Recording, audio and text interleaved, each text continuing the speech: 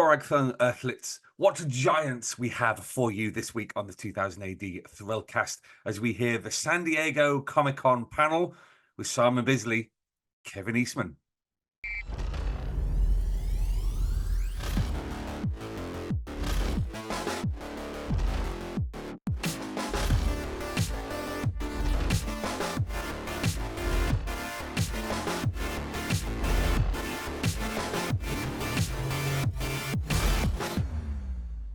Well, Boragthung Earthlets, and welcome to the latest episode of the 2000 AD Thrillcast. I am your host, as always, Mulchar, and on this episode, as I said, we are hearing the San Diego panel featuring Simon Bisley and Kevin Eastman. Bit of a departure for the Thrillcast in that this panel is not about 2000 AD.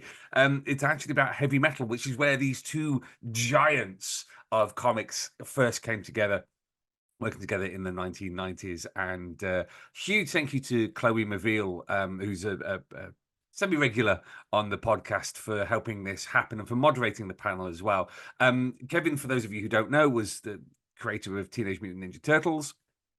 He was also Heavy Metal's owner publisher for more than 20 years. Heavy Metal started in 1977, same year as 2000 AD, a kind of European mature anthology that published people like Mobius, Richard Corbin, just some of the absolutely fantastic 70s and 80s comics. And that's where its kind of cultural cachet came from, was this classic period where, it was serving up some incredible fantasy art, violence, mature content, and Bisley and Kevin Eastman came together in the 1990s to work together. And on this panel, they talk about working together, the freedom they felt being able to work at Heavy Metal, as Bisley's career was really taking off after Sláine the Horned God for 2000 AD. They've got some fascinating little stories about working together, unfiltered, and slightly rambling at places, but I've warned you now. And I do listen through to the end, because Kevin's got some great insight into the much rumored Heavy Metal movie, which apparently at one point was nearly a kind of David Fincher project, and eventually apparently became Netflix's Love, Death and Robots. So great insight about one of the other great poles of European comics, and two of the, as I said, the giants who worked on it. So yeah, enjoy this. Again, as always, it is recorded live at a panel, and so there's some blips on the audio, let's put it that way. But I hope you're able to enjoy it nonetheless, Earthlets. We, as always, will be back in 2 weeks' time with more from the Galaxy's Greatest Comic, coming back onto 2000 AD. So we look forward to seeing you then. As always, if there's something you'd like to hear us discussing, or a creator you'd like us to talk to on the 2000 AD Thrillcast, do drop a line to thrillcast@2000ad.com. That's Thrillcast, all one word, at 2000ad.com. And we shall endeavour to make that happen. So, without much further ado, here is Simon Bisley and Kevin Eastman at San Diego Comic-Con back in July on a panel moderated by Chloe Maville.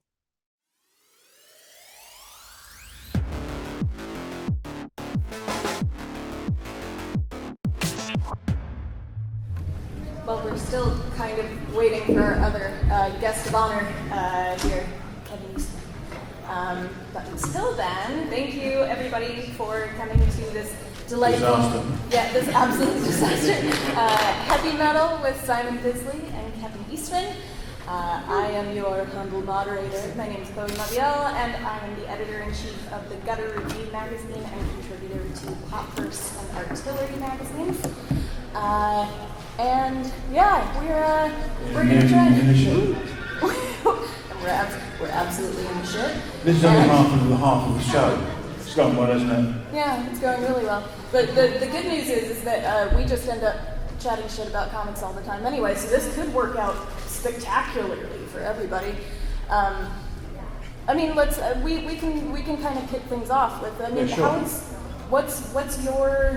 How did you get into heavy metal? Like, not even working with it. Like, what's your relationship to heavy metal as a magazine? Well, I started working with Kevin Eastman way back when, and he owned a heavy metal magazine, basically. I mean, I've been reading heavy metal magazines since I was a young teenager. And I was very influenced by Richard Corbin and some of the other artists at the time. And this is when heavy metal was, like, for me, good, really good. I don't know what I was doing now. But, so, Kevin Eastman just contacted me and just wanted me to do some work. And so that's how our working relationship happened. Well, actually, he purchased all the Sláine, the Horn God. Remember the Sláine Horn God? Yeah, he purchased those pages. That was the introduction. So he gave me a whole fistful of money. I bought a sports car, run it to the ground, and then anyway, there you go. But yeah, so it was just through the normal professional kind of routes. Yeah. We got in touch with you. Well, I mean, the funny part is this panel was actually hosted by 2000 AD, and what's funny about that is what's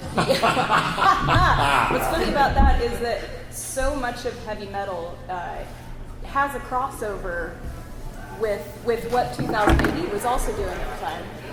Hey! There we go. I'm in the club. I was next to Robert. There it is. Kevin Eastman. I think so. Hello, everybody. Sorry I'm late. How you doing, man? Mr. Bisley. Good to see you. Hello, my friend. Bless you. We just started, so. How are you doing, You Kevin? must be, Yeah. thank you. Hello there, Kevin. Jake, say Jake. Does it look like you? It's awesome. That's weird. It looks like Did you get that thing, the Bible I sent you for the Disney Buzz show? It's pretty awesome, right?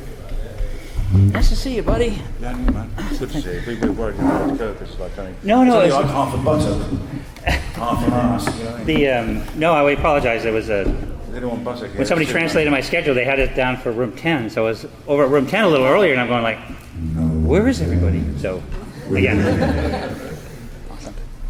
Luckily, like we just got started, so you're good. You know, I've got a PowerPoint with the slide that I put together. I mean, Yeah. I've got it on a data stick too. If you want to upload on yours, or I can put it on mine. Done it, so I mean, we kind of have this hooked up, but we have some interesting, fun photos from Yeah. when you guys were working together. I bet mine are more interesting.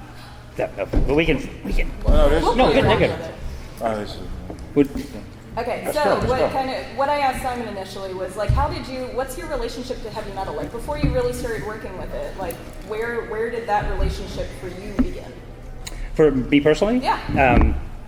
When I was, I bought Heavy Metal issue 1 off the newsstand, and it was life changing because it was 1977, and it was around the time that I was still a huge comic fan, but it was around the time that you were kind of growing out of them because at that time in the U.S. they still had the Comics Code Authority, so that they had all these rules and regulations that kept comics for kids under the age of 12, and so you kind of, again, I was kind of growing out of them. And then you discovered heavy metal, and it was one of those things that you realize that comic books could be kids of all ages or adults, intelligent science fiction, stories past, present, future. Anything you could do in a regular comic book, you could do it with sensibilities of an adult, and that's where I was introduced to guys like Richard Corbin, Von Bodie for American artists, but then the whole world opened up for Mobius and Blau and Jodorowsky and Manara, and yeah, it just blew my mind. So that was when if there was any question of not continuing a career in comics, discovering heavy metal cemented that I would, even if I'm still living in my parents' basement today, I'd still be drawing comics. I just moved out of my parents' basement a few weeks ago. You never really stopped drawing comics. You've always been drawing comics, haven't you? It's just Oh, a no, yeah. it's just a no I just- you just do it with a passion. Yeah. Regardless of what you do, you're still drawing comics. Exactly. That was it for me. That was the passion. And Next question. Okay, so since you both have these ties Your to time is up. Shut up, Simon. Since you both have these ties, since you both have these ties to these He different is, artists, that when everything was so formative, I mean, what was it like to have to follow in the footsteps of that? I mean, yeah, Terrifying. especially you were really picking up the mantle and held that mantle for such a long time. no, we were very lucky that having the success that we had with the Turtles. Of course, doing our own thing, and basically was on the job training. The longest story that I did before Turtles. The first issue was 40 pages, was probably a 10-page story, and it was all ripping off Corbin and other artists in heavy metal. And then so we'd had some success, and it was actually thanks to the Turtles' success, I was able to afford to buy heavy metal when it became available for sale. And but it was don't say anything about Howard. No, the Howard. Howard was my Bernie Madoff. He was a bad. Yeah. But one of the things that discovering all these artists and all these talents, it was very similar to meeting Simon for the first time. Is like I knew that I could never be as good as he is and what he can do. He's without a doubt the most natural talent I've ever seen. The stuff that working at a studio and ruining a whole house at your farm, we smoking and eating Guinness and eating curry. I think the house should have been condemned after we were done that year. But just watching Simon with sort of a cigarette hanging out of his mouth, a plate of curry on a piece, and he's talking about a Hemi 4 something and blah blah blah, and he's drawing this amazing picture that's pouring out of him just with such ease and such pleasure. And that's when I really, and I think we kind of liked each other. We really wanted to work. I wanted to work with you for what you brought to some of the visions that I had. And you made it so much cooler. And but it was. Well, we were just basically this fan of the same thing. Yeah. We like Corbin. Corbin was like a god to us. I remember. Great story is I told you the story about when I showed you work to Frazetta. Yeah. Yeah. No, tell them. I know. I was gonna, but I just. But it was funny because. If he praises, he probably praises me. I got to meet Frazetta a number of times. It's fantastic. And when I showed him some of Simon's stuff, he was immediately. He actually, because he's he's got a massive ego, and just deservedly so. But so I literally caught him by surprise. I said, "Well, I showed him some of the originals." He's looking like, "Oh, this guy is wow!" And just so. He was so impressed immediately that he forgot that he's Frank Frazetta, and then he started making fun of you were doing some jagged panels and something. He goes, "Yeah, he didn't need to do the panels of this jagged thing." The line, the arms are too big. He's got 22-inch arms and 18-inch arms. A little too much flash. Yeah. But he was thoroughly impressed, and he's an amazing individual. He was Frank Frazetta. Such an aura and such a power about him, Yeah. So it was a privilege to meet him. Yeah, he was actually one of the other thing that reminded me of like. You and Frazetta was how he stored his artwork, how he cared for his. I was going to his back studio and he'd started drawing again. He had some health issues, but he started drawing again. So, and then there's just shit stacked everywhere, stuff on top of it. And and I'm looking at a bunch of paintings. So he painted rather small. I think they were like 10 by 15. He had a bunch of them leaning up against the wall, and I was like. Just these masterpieces leaning against each other. Like, seriously? Yeah, it's interesting because there's a painting he did of, I think it was Satan or something. One of the famous images of Satan with his arms raised up and his head up, and all these naked bodies, like some kind of an orgy going on. And I was talking to his grandson. Was his grandson or grandson? His grandson and Frank. Or James. Oh yeah, there's the other one. There's another one now. Oh, that's right. Of the other. There's a lot of them. Yeah, and this guy's telling me that it's true. That he said that Frank, Mr. Frazetta, he used that as a backing board to lean at the paintings against what he's working on. Yeah, and he used to mess around with a lot of the artwork he used to do. His wife and his associates used to get really upset with him because he used to mess around with the paintings and change the face. And mess them up sometimes and not really improve on them. No, I've got more than a few paintings from you on a backing board. Yeah, I've done. I was always something on the back of there, an idea or something, Yeah, that's very good stuff. Yeah. Simon, you even still do that now with pieces that you do for people. It's like you're making a note to yourself or talking to somebody about something, and you want to give an example, and you just turn it over, and somebody has like a wagon wheel or something on the back of this beautiful or there's something commission. About something altogether different. Just about, It's just a little present. It's a surprise. Maybe it's the same. Well, actually, I've actually got work from the back of a painting. When I worked with Glenn Danzig or with Barotte, and he says, "Wow, that piece you did in the back there, that scribble, you should do that." There's a cover, so I do the cover. So actually, I do on purpose. I sneak in little ideas, and just I'm very manipulative like that. So one thing that I really wanted to ask is, heavy metal is one of the anthologies, long-running anthologies that has actually succeeded. like in pretty broad ways across America, and in its American iteration especially, and like that's just not the case with so many anthology series, or even like with limited success with like 2000 AD, which is also a great comic that has a lot of crossover with the themes around heavy metal. Like, what's the secret sauce? Like, what do you think is the secret sauce for what made that work? Bit of ketchup, a little bit of Tabasco. Thousand Island, grilled onion. Thousand Island, grilled onion, nice. Good No, stuff. I think from my perspective, what I found interesting is that being one of certainly in the States, being one of the first of its kind, and a place where you could find such a variety of work that it was, you never knew what to expect issue to issue. And that's when for the 20 years I was editing it and putting it together, I planned it out the same way. So it had this reputation, and it was sort of, it hit fans on so many levels, and a lot of them were not comic fans. They didn't buy Spider-Man and other comics, but they would buy heavy metal, and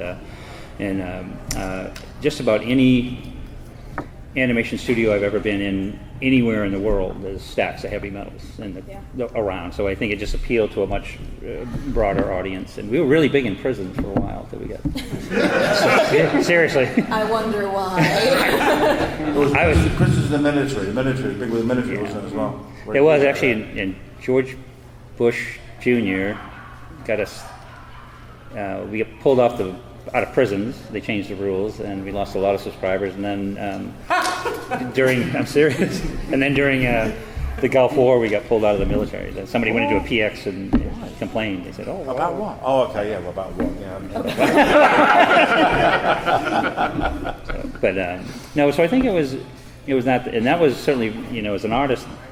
And I've talked to other artists too, and it would be, some of the stories, even as editor, I would pick sometimes stories that, as I get them translated, reading them, they weren't, quote unquote, very well written, but they were beautifully drawn, and so sometimes it was just, I'd choose a story over that, sometimes as one that was better written, that was not drawn as well. So it's a source of inspiration, reference. I've met a lot of artists, like I said, that are fans of the working comics, and they would get an issue, and they might like, there's 10 stories in it, they might like 2 out of the 8, but to them it was worth, $10 to get it. Sure. But it was inspiring. And the covers were great.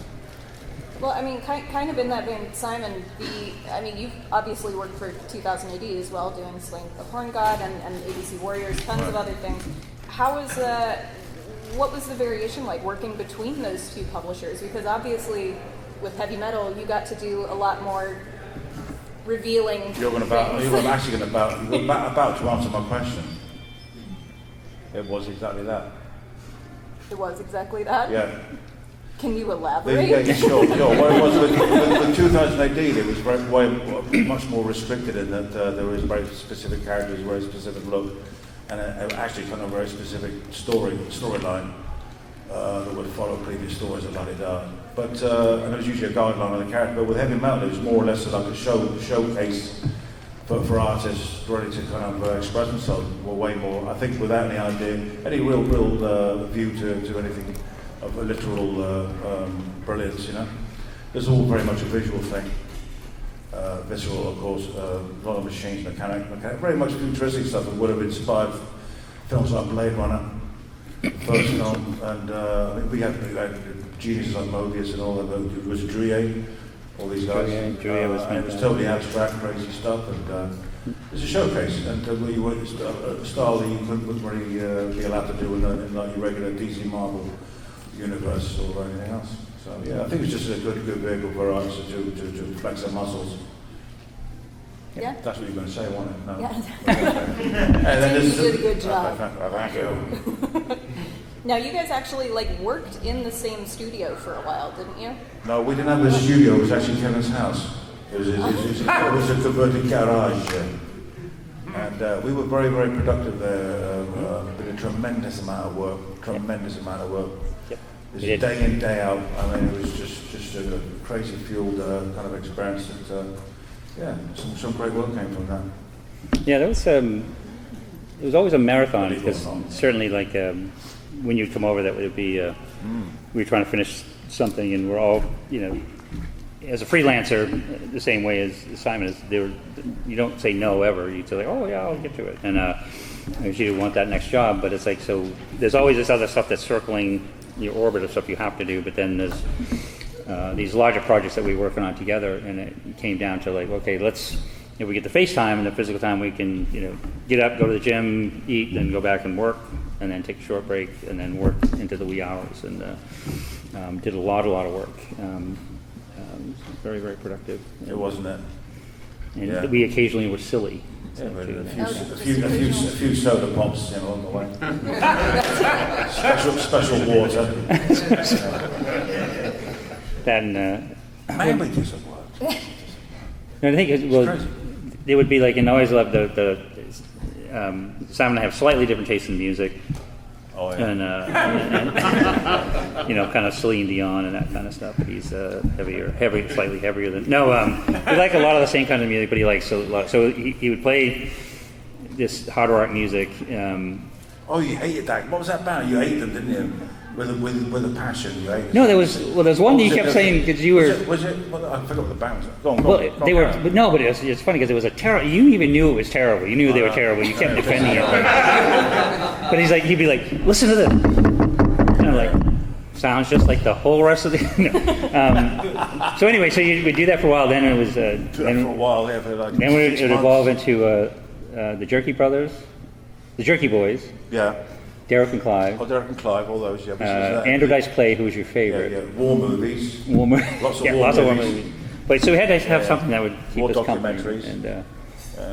But I know that's all that Derek and Clive. I think we knew we started laughing before the joke even came up. Oh yeah, that's right. Like, yeah. And if Derek and Clive, if you don't know who they are, it's Peter Cook and Dudley Moore, and they used to do these improv sets that would just fall off your chair laughing. Just so retarded. Yeah, well, you came up with some. What did we come up with that few things, wasn't it? We had a lot of projects on the go. Yeah, a lot, still ongoing projects. Yeah, good times, man. And the melting pot, that was a good job. That was a good gig. A good melting pot. Yeah, it's very kind. Thank you. That was very interesting. Yeah, that was working, collaborating on a thing. It went into the point where I was painting over some of Kevin's work. He painted over mine, and we got some guy eventually. And it was looking really good, but it's such a lot of work. A lot of work to do. I think was that around the time were you kind of drifting away from less painted comics and more painted covers, and then more you went back to pen and ink on your comics around that time? Because melting, I think there's just a tremendous amount of. I was doing Lobo then. That was more black and white stuff, yeah. But no, it was just so much to do. And so I took it to another level, and it looked great. And then eventually some other guy came in with Photoshop or something and pumped it even higher, didn't he? It looked amazing. Well, the thing with Melting Pot is was the writer. The writer had a lot of problems, and so it was. So when I did the first pass on Melting Pot, unless you were me or somebody I told the story to, if you read it, you would be like, I have no idea what's going on. And so at some point, we did a whole bunch of development for a movie, which the development was the Factory movie, which is based on Melting Pot. And the development for the movie was much better than the movie. So at some point, some of the stuff we came up with for the movie, I reinserted back into Melting Pot and expanded it, and had a guy named Rob Pryor, who's he's an insane artist. If you Google Rob Pryor, and I suggest you do that, he paints with both hands at the same time. He's fantastic, and he's going into. Oh yeah, he did. Remember That's kind of weird as hell, wasn't it? He's the guy who should do to the picture. He'd be doing the arm, the face, and all that together like this. Yeah, he would very strange to watch. It is. He's literally going into space. He's going to paint 30 paintings on the space station. I'm surprised. Some guys have all the luck. Anyway, no, we paid twice as much, didn't he? Yeah. Well, that's the theory, but it's only one piece. I don't get it. You probably should have sent us the space back in the day. So they sent us the space, we'd still be there, wouldn't we? So there was. We wouldn't even know it. We'd run there. I think it's normal. But no, so I did a reworking of Melting Pot to try to make it more understandable, and I think it just became more confusing. But, it was a deep project. So, but Fistful of Blood, now that was a project. That was also, we did a turtle. You guys ever see the turtle story we did together called Body Count? It was awesome. That was Pete Laird hated that. So I enjoyed doing that. We enjoyed that. Didn't we? Oh, that was so much fun. We should do another one. We should do that. A more violent version of it. Everybody be sending me somebody doing Thundercats too. No, So I don't know. we absolutely, no, it was fun because it was back in the days when it was still kind of the other side of the success of the kids show, and we were still keeping the black and white comics and doing edgier stuff. And so Simon was visiting once, and we were talking about all the stuff we'd like to do together. And John Woo had gotten really popular around that time, you know, Sideways Gun and all that. And I was like, you know, John Woo this and John Woo that. And Simon's like, who the hell is John Woo? So we watched Bullet in the Head and Killers and something. And so then we said, we want to do a turtle story, and Simon goes, we should do the longest running gunfight in comics. And so that's what we set out with Body Count. And so I started doing, like, we would work with, like, I kind of break it down and lay it out, we'd talk about ideas, and then I'd do the layouts. And so I'd do the heavy violent stuff just off panel, so you could still sort of do it, and Simon's like, we can't have that. So he moved it back. So, I don't remember any of that, but I guess I did. But there was one, I think there was some review, I clipped it out and I saved it somewhere, but we had the highest flying eyeball count in any comic ever. Like, every time somebody gets shot or something, that Simon, there'd be his eyeball like going across the screen with the It fills the panel, doesn't it? You know, well, I figured it just moves the story along, you know? Yeah. Your eye follows the page. Exactly, yeah. It's scene directing. The teeth as well, the teeth and arms and fingers. And elbows. That was a great story. I had so much fun on that story. It's still one of my favorites. But yeah, Pete hated it, and then Image published it originally, and then once we started working with IDW, Nickelodeon refused for 10 years. They wouldn't release it, so we finally got them to release it. For 10 years, really? They were scared to death. Why? There's a lot of murder in it. Oh, A lot of people died in that book. I suppose they did, didn't they? I see you draw it, don't really consider it, you know. That scene when the van comes crashing through the wall in the church, and there's like half a guy in his entrails in front of the van. No, but again, that just follows. See, the thing is, just makes the thing flow. You know, what it does, it inadvertently makes the image move. Yep. Because using little props that give it a feeling of movement. So if he's half his body left the other half, then you can just make trails and things like that. It's beautiful. It's like a flowing river, you know. If you look at it in that sense, you know. Yes. I guess, but to other people, it look horrible. But the thing is, for me, it's just pen and ink and paper. It's just that's all it is. Yeah. No, it's fantastic. I guess I never looked at that deeply into it. No, I've always I said. just do it because it's funny. Sometimes it's so over the top and it becomes humorous. It's like with Lobo, it says so violent, but it's fun. It's just so ridiculous that makes it funny. It's almost like Looney Tunes in a way. Yeah. I think almost like making a joke of that genre of this type. You know, most things I do is humour, it's tongue in cheek. No, I think you definitely carried. It was an opportunity to bring in some of the humor and stuff you did in Lobo and things like that. Yeah. There's this one panel with the two detectives where the church blew up, and so they're standing there smoking a cigarette, talking about it. So one of the detectives has got a marionette of a elephant with these big tusks, just standing there playing with this marionette, and I'm like, what the hell is that? And then there's a couple of penguins in the background and something else. I think you just got like bored. Like, people get entertained now. It's entertainment. You just throw things. You know what the scene needs is a penguin in the background. Yeah. That, he walked up. I loved it, but he walked up one of the Lobo pages and ended up in this one. That's the same thing with Lobo. I mean, with Keith Giffen, he would basically kind of plan the whole book out, but then I'd just take that and kind of Bisley-ize it and just create pages that weren't even there. Yep. Like the dog and the papers and everything else. You know, so they had to actually rewrite it, and Anna Grant had to re-dialogue it. And it was a lot of fun, and that's why we had so much fun on the stuff we did, because we weren't restricted by anything. We weren't. Let it flow. No one was looking here, let it go, because that's what we did. And I think with Lobo in particular, it took a while for them to think, geez, are we publishing this? What? What the hell is this? And I think what we were doing an underground comic, right? And they didn't. It was Lobo I think was one of the only one of the underground comics that inadvertently was done by a huge company, of an established company with rules. But they were basically we had a free hand in it.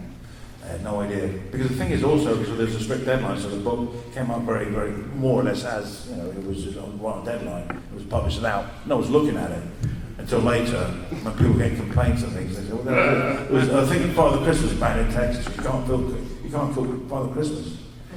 Just bad. Why not? He's Yeah, like a Jesus figure, I suppose, to some people. You know, it was all very well, but it was fun, you know, and it made the character successful, you know. And I look forward to the big fat check when they make the movie. Hopefully. That's another story. There you go. I actually, since we're kind of reminiscing on you guys working together, I actually put together a little slideshow of some pictures that Simon has brought from home. By next week you put it on. I'm asking, please, nobody videotape this, if possible. Much appreciated. Okay. I got ones you can videotape. No, I don't. I got better So ones. why don't you tell us a little bit about like the pros and cons of really working in a space and trying to get all of this to come together? Because I think this might be a good introductory picture for how that goes. That is. I'm not even going to look at these. That's probably the tamest one. Well, they're very kind, man. No, We can just do you have any of pictures. the pictures? Do you have any of the Planet of the Apes ones? Oh, they were funny, weren't they? I got those. Yes. Oh, they were hilarious. What are the Planet of the Apes ones? All right, just in case I don't know if we get a chance to show it later, but I've got some other ones. But There you guys are. yeah, we worked in the studio, and again, we worked very, very hard, and it was, you know, so at some point, like, we would do stuff like working away. Well, so like Simon's drawing and I'm drawing, and we're just working. So suddenly somebody starts like digging into a bag of chips. Until somebody goes, "What are you doing?" No, you're like, you know, the thing when Kevin's working on, when you hear a sound, Yeah. you expect it to stop at some point. Yeah. Like I do this little trick where I'm walking up the stairs, I've been going up the stairs, and then you have to work, he would be up the top of the stairs by now. Anyway, or like, you know, when I get one of the crisps, he's working away, focusing, I'm in the crisp packing, and we're rushing him. And he's thinking, would we get crisp out by now? How long is it taking now? Fucking crisp out of the packet. You know, I keep doing this, but it's like I never let him off the hook, you know, never let him off the hook. Get me those chips, still work. No, Oh, God, yeah. no, but we were, Once I woke up in the morning and I didn't understand why I was like floating on I don't know why I was floating on the bed. It seemed I was floating on the bed. And Kevin had put water bowls all on the bed everywhere. So everyone was food and he got living on these water bowls. You know, I don't know, it's ridiculous. so I think it was one as we would do some painting and some airbrushing, and so we had a lot of those, those masks that you would use to cover. Simon figured out, inflatable doll wrestling. Oh, there you go. That was my invention. And Life rafts. yeah. She showed me how to swim.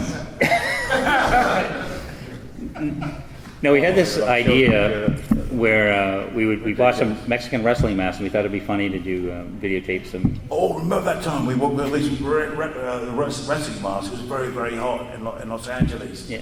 Anyway, it's kind of illegal to wear them. You don't wear them because of. Now when you're driving a car down the middle of the. No, yeah, but we were wearing these things, and then some police turned up around the corner like that. We were wearing the masks. Yeah. But it was so hot, we couldn't get them. All this, we just stood there. I was like bright glowing and day glow colours and stuff, you know. There's me all looking like professional. Look at that hair. I know. There's a lot happening there. I need attention, obviously. So just that you take one of those dust masks and you made cut it in a certain way, and you could draw a Planet of the Apes face on it, the nose and the things like that. And you made the cut so it would be attached, so when you talked, it would. I drew Cornelius, give me that. I drew the nose in, put the mouth in, and then Julie Strain, who was at the time that Kevin was living with, were married to, she had all these wigs. I had a black wig like this and put it on the head like Galen. I had the mouth in it, and I came in with some guns. Yeah. It's and fantastic. And I made you one as well, didn't we? Running around the house. Yeah. And Julie was very annoyed, wasn't she? Or something. Or did she think it was funny? I can't remember. She thought some things were funny, some weren't. No, she. I think she was convinced that when you were there, it was like living with two 9-year-old alcoholics and stuff. 9-year-old alcoholic. That's a picture in development, as you can see. Mm-hmm. We did some work at some time. And Kevin trying the high, as high as Kevin could kick. Yeah. He was going for the top. And I got a running start too. Yeah. Oh man, I got it because Lorenzo's for longer actually sitting in the audience over there. He's you remember Lorenzo. Lorenzo's also a fantastic artist. He's one of the I put at least as many of his covers on heavy metal as Simon, and so he used to hang out with us a lot. And he sent me a whole bunch of pictures too. Oh, God. So, and good ones, no, they're all. There's Darth Vader there. Can you see that? That's Kevin's cosplay as Darth Vader. That's as far as the costume went. I don't know what's going on there. My wife's in the audience and I'm thinking, oh God. Simon, I thought you said you were working like that. Uh-oh. I do apologise. There you go. It doesn't look like that now. But it was perfect. It's perfect. It doesn't look like it now. I think you had Talk about how it's the Lobo's back cover. No, that was a design for Lobo's back cover. Well, you had freshly shaved it as well, so it was. He did. I panicked. This guy. I know that. Look at this guy. Oh my God. Like 1,000 pounds ago. What is that? 25 years of heavy metal. Yeah, God. 25 years. 25 years. Oh, look at this. Oh, my. It's Julie Strain, magnificent. Yep. She was a great lady, she was. R.I.P. Rest in peace, Julie. Oh dear. Working away. working on some ideas. So as you can see, there were definitely some pros and cons, sometimes in equal measure, of being in that same space trying to get the work done. But you clearly did, and it seemed like it was an actual marathon for you. It was, because if after you're doing about. What the hell are we talking about? That was where were we there? It was some club, wasn't it? You do 4 or 5 hours of work straight, and you just take a break and let it. That's Kevin again doing the high leg thing. You were really determined. You really tried. Bless But you. yeah, he's lying on the floor doing that one. Yeah. So I mean, there have definitely been stories, at least in the DC and 2000 AD, of Simon, you literally working around the clock, proper 24 hours. Is that also something that you ended up having to do with a lot of the heavy metal work? Oh yeah, we did, but me and Kevin just working flat out all the time, I mean, quite literally that was all. We get up, go to the gym, come back, and just work. Yep. And it was like we'll work until we kind of fell over, really, literally. Like literally. Literally just woke up in the morning with a war movie. You're gonna get Discovery Channel. But we used to wake up, sort of midway kind of going on or something.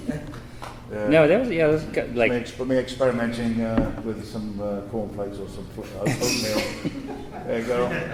Oh God. So, It's the end of me, isn't it? That's another pose for the Lobo cover. look, see, you did some work. Yeah, we did. Yeah, that's me looking. Yeah. Well, okay, so when Still you're... working that same piece, look, if you remember. I only did one thing, What I can do sometimes just flip the picture so it looks like I'm doing something else on the other occasion, or turn it upside down. There you go. That's a lovely picture. I remember that time very specifically. That's lovely, Julie. There, we had a great conversation and good times there. I remember that particular time. Yeah. Gone now. Look at us. It's me flexing. You see, notice me flexing? A cover for Lobo. Before and after picture. When you are... I'm eating there. When you are... Am I still on the same piece? I think I am. When you are having to work through those really long periods where it's just pounding out all of that work, like how do you keep that creative juice flowing? Like what is it that drives that? Because there are people that eventually do say, okay, no, it's time to go to sleep. It's time to enthusiasm. It's working together, and we just love art. We just bring it and take it out. Yeah, there was definitely that, and there was also rent and a mortgage. Yeah. Well, Kevin paid me as well. I mean, there was a job to do. He didn't pay me well, and no, but it was the energy of working together was just awesome. Yep. Yeah. I do have questions about the Bill Clinton in the background. What was his affiliation? I don't know. Well, I know he did a few things here and there. But, what is he there for? Why is he there? It just they had my wife Julie at the time and she did photography, and so she had a lot of props and stuff around the house, and so sometimes it would be weird shit we just pull out. Yeah. And Bill, and I don't know why we had a Bill Clinton. I don't even remember. But it was like, I should talk to him often. yeah. There you go. That looks like you, Jake. My son's in the audience. Actually, looks like that's what I used to look like when I was that. Oh, I've done the work, Kevin. There you go. Yeah. Finished it. Can I go to bed now? Good job. I'm going to sleep. Can I go back to England? Yeah, 15 minutes. So like, Yeah. What are you doing there, Kevin? Oh, what are you doing? Oh, you taking a picture of what are you doing? I think probably taking a picture. Well, I think you don't like the piece or something. What's wrong with it? I don't know. Finish the background off. You move it a foot to the left. No. While we are kind of finishing up the slideshow, I'd love to open up the space if anybody has any questions for either of these guys about their time at Heavy Metal. Anybody? There's a bat there. She's a bat. That was my headshot when I was getting into acting. I never got any gigs. Maybe that one. No. Yeah. So you guys, you own Heavy Metal. Do you own the movie rights? Yes. Wow. And anything to say? That's it. Yeah. Anything to add? Oh, it is. If we had another 4 hours, I got some really interesting stories about that. And I think I sent you some of the Heavy Metal pitch decks and some of that stuff. But probably the biggest frustration I had with Heavy Metal as an entertainment property was I had signed a deal with Columbia TriStar to do a direct-to-DVD $5 million movie, and we're going to do it kind of the style of the old one, multiple segments. And so I got a call from this guy, producer, on an animation studio in LA. His name is Tim Miller, who went on to direct Deadpool and stuff. And so he was a big fan of Heavy Metal, and he said, "What's going on with Heavy Metal? David Fincher would like to make a Heavy Metal movie." And I was like, "Just sign the deal to do this." And he said, "We'll cancel it." And I said, "Well, no. In Hollywood, it's harder to get a deal to do a movie than it is to win the lottery, for the most part." And so that's a good one. So they ended up paying for me to cancel this deal, and they were going to do a $50 million Heavy Metal movie. And we spent about 6 months designing it, and we had I think 26 segments between the two decks that I sent you. And so we'd lined up, Tim Miller was going to direct one of the segments, David Fincher was going to direct one of the segments, Zack Snyder was directing the one I wrote, James Cameron was directing a segment, Guillermo del Toro was directing one of the segments, Mark Osborne, who did Kung Fu Panda, the first one, was going to direct one, Jonan Vasquez, creator of Invader Zim, was going to do the segments. We had that lineup, and it was a $50 million budget, and we could not sell it anywhere. And so years, 2-3 years, and this wasn't, Fincher could pitch to, Jeff Rovin, Amy Powell, he pitched to the studio heads, and we just gave him the money. So that basically, the movie got buried, that also killed Heavy Metal, and Netflix is out there. I got a follow-up question. How do you feel about Love, Sex, and Robots? There's a good story to that one, too. So Tim Miller, to his credit, is a really good guy. And so after Deadpool came out, by this time I partnered up with another company that I bought into Heavy Metal. We were going to try to revamp the magazine and expand it. So Tim Miller called me after Deadpool and said, "Fox has offered me to do any movie I want, so I can do anything." And he said, "I want to do Heavy Metal." And so, awesome. So we're back on. It's going to now make it happen. And so Fox is talking, but they said one of the producers that was within the company,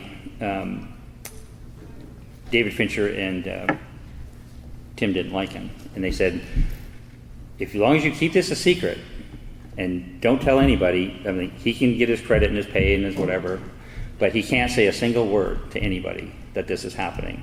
So I called this person and said, "This is the situation. The movie's back on, but just don't say anything." So this was on a Tuesday. By Wednesday, that person had called 6 other studios, and Tim called me and said, "Yeah, that's it. It's done." He said, "I told you." I told him to not say anything, so the guy talked. The movie was killed, and they went and did Love, Death, and Robots, which is basically, that would have been Heavy Metal. So that was, at that point, I was like, and this is no joke. I literally packed up everything. I moved out of LA and was like, I probably had, at the time that I lived in, I pitched. We've got an animated project we're still pitching. Fistful of Blood has been optioned, I think, 5 times as movies, has never gone forward. We've had interest in lots of these projects, but it's just actually getting it to happen is so impossible on every level. And so one day. That's why we're doing nice things. So one last question. Okay. Can I have your placard and you Yes. I brought you one of these for old time's sake. Oh, yeah, Because I got 3 of those at home. Yeah, I guess you can have that. I guess it's up to the individuals. Yeah, just take it. I'm sure you can have it. Not now. You can pen. You can get a pen. Do we get time for one more question? Or we have $10. I'll give you 10. I'll give you 20 for the 2 of you. I don't want anything. Okay. Questions for Simon. Yeah. During the period that you worked for heavy metal, was that the greatest amount of freedom you were given, or how much freedom have you been given in your career to paint and draw exactly what you envision? Okay, well, with Kevin, yeah, I mean, but they're working on Heavy Metal magazine, doing the covers, that way, the carte blanche on it, completely. And I think me and Kevin mutually had the same visions on how we're going to have these creations that Kevin came up with realised. It was just a hand in glove. It's going to work out how probably Kevin imagined.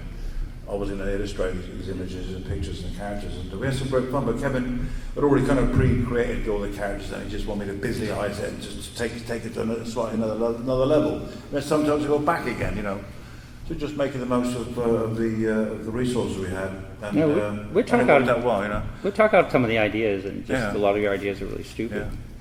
I'm teasing him. The freedom was there. But DC had a lot of freedom working on Doom Patrol covers, the Doom Patrol covers, and the logo as well. I had plenty of freedom. Generally, give some space on there because I think I'll come up with something that's, No, with the work you did with the covers, I was just basically said do whatever you want, and you would just do the stuff. And I loved one of my highlights besides chasing rights down to do the Art of Bisley book, which was awesome, was also publishing your illustrations from the Bible. Yeah, that's right. We did that for Heavy Metal, which was thanks, man. I'm glad you took that up again. Yeah, that was good fun. And they were very productive, very interesting, and very good times. And there's plenty more there in the tank. This is a Biz and Buzz toy. Me and Kerry came out with a while back. Kind of funny. We're trying to get that something done. This was something done with this. Yeah, Ken will explain it. Look at those. How cool are those? You got to have one of those. Next year we'll do a bigger panel when it becomes. No, it was. Throw in those as well. This idea came from Simon and I were hired by Capcom to work on a video game, a Heavy Metal inspired video game. This was another one of those big games. It was going to be a lot of money, because they put a lot of stuff into it, and they were putting it out on Dreamcast, which you can see where it's going. So by the time we finished the game, it was an obsolete system. PS1 came out, but they flew us to Japan, and we got to go up to Nagoya and work with. That was a time. Yeah, all the artists, all the guys up there and stuff. But it was, and so we were on our way to Japan, and I was just one of those things that. I love it because when I travel, because skinny little me, I travel with him, they would think he's my bodyguard, so they would think I was really important. This is my bodyguard. But I just had this weird feeling. I'd never been to Japan. You'd never been to Japan. I was like, we're going to embarrass ourselves to the epic level of they're going to bring back public beheading, and they're going to cut our heads off in the middle of Tokyo Square because we've done something to embarrass our countries and whatever. And so we were joking about it, and then Simon said, yes, this is going to be the last great adventure of Biz and Buzz. And so he did this little drawing of us, as kind of like Ren and Stimpy as Biz and Buzz. And then we did a couple stories on it and stuff like that. But it was... no way!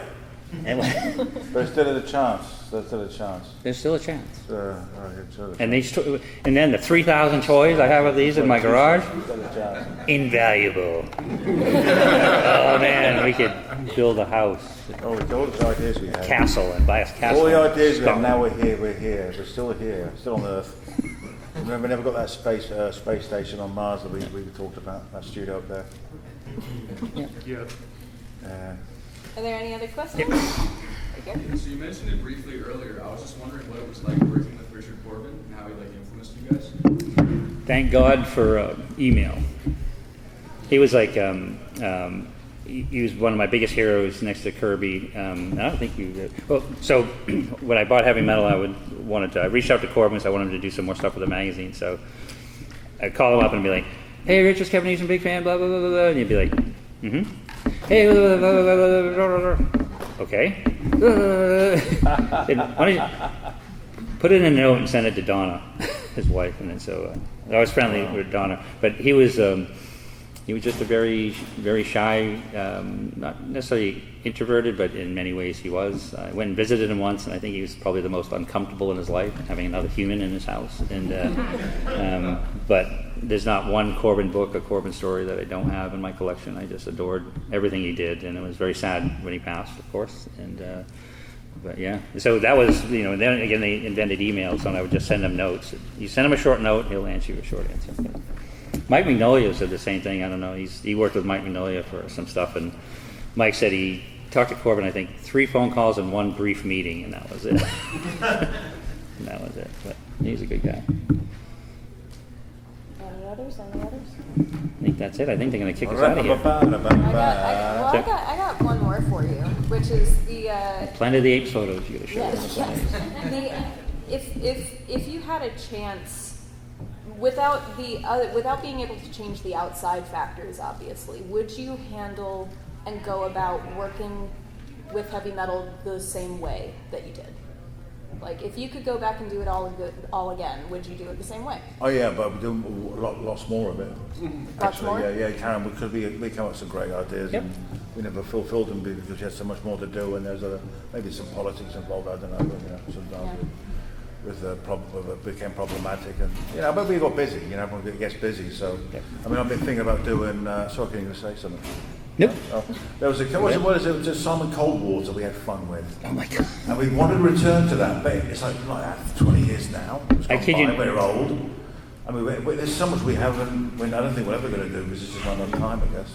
No, I'm like an archivist to the point of hoarding, and I have so much stuff. I save everything, and we're moving next week, and so I've been going through a lot of older files. And I literally, it's funny you mentioned Simon Coldwater, because we had this idea. It was going to be I think 8 to 10 page stories, 10 of them, and each one would start in a different pub. Yeah. And then at the end of that story, the pub would be destroyed. Destroyed, yeah, that's right. But But it was a big. fair enough. There's some dialogue in there. It was a big. You have to, Yeah. But again, a heavy metal magazine is visual. Yeah. It's just visual again. But it was Back like to that, all about the art and it was like a future James Bond kind of. There was a big I don't know spy what it was. espionage. It looked awesome. It was fun to do. I found we talked out that was one of the ones we talked out a lot of the ideas, and I just wrote everything down, and then I did the breakdowns, and Simon painted 3 of them, and but I've got the finished layouts on 5 more. Oh really? That are ready to go, and really? That's and it was the last 2, because the last 2 was be done. Simon. This is so we're talking about this idea about the the bad guy when he puts the gun with the big bullet that's this big in it. Oh, that's right. Pulls up this gun and it's got Custer's Last Stand and an engraving on the side. Let's have a gun with everything carved on the side. Custer's Last Stand carved on the side of the gun and all this stuff, So big gun. yeah, we just hadn't I finished used to plotting love out the that last stuff. 2 issues. It Over was, the top, yeah. It was But the hilarious. thing is, for so many comic books take themselves so seriously, they sort of, I think, at a certain point, he kind of robbed. We were robbed. Viewers are robbed of the kind of the fun and then the craziness that the comic books can bring. And they got way too serious, too dark. And basically, adults took the books and wrote them for themselves and their peers, I think, and tried to be clever. And I think that, I like Looney Tunes and crazy shit. And everything I do, there's always humour there, it's always going to be there, anyway, I'm drifting off there. That's okay. That's a good time. We actually are out of time. So if Thank you, everybody guys. can give a big hand to 2